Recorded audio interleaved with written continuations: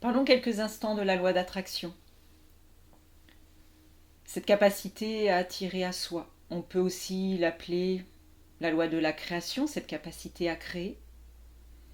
Et finalement, la loi d'attraction comme la loi de création s'appuie sur les pensées.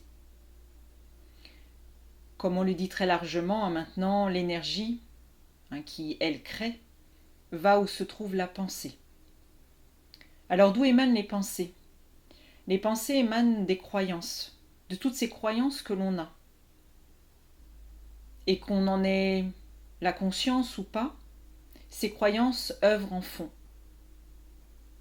Et ces croyances créent donc les pensées qui peuvent se manifester dans la journée, enfin à n'importe quel moment en fait.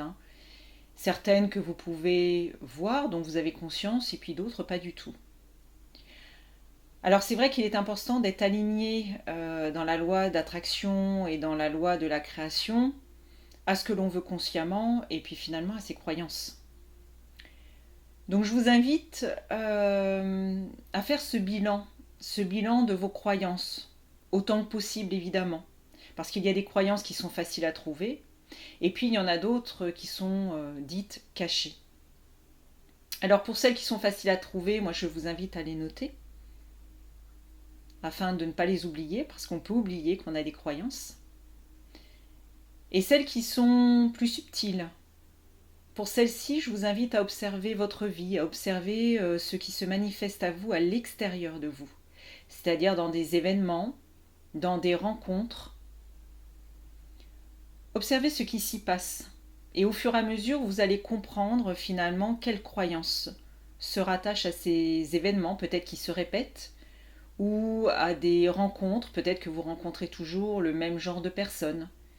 Et là, vous allez pouvoir définir un peu plus clairement quelles croyances sont plus subtiles pour vous, parce que ces croyances, ce sont celles qui vont œuvrer le plus pour vous dans la loi d'attraction, la loi de création.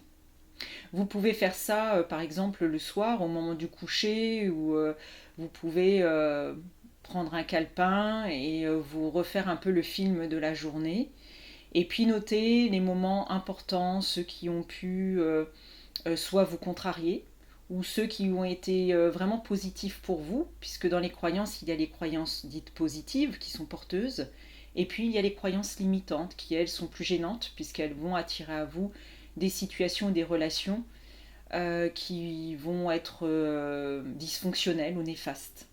Je vous invite vraiment à faire ce cheminement, et vous allez y voir beaucoup plus clair, et ainsi vous pourrez utiliser la loi d'attraction ou la loi de création de façon beaucoup plus fluide.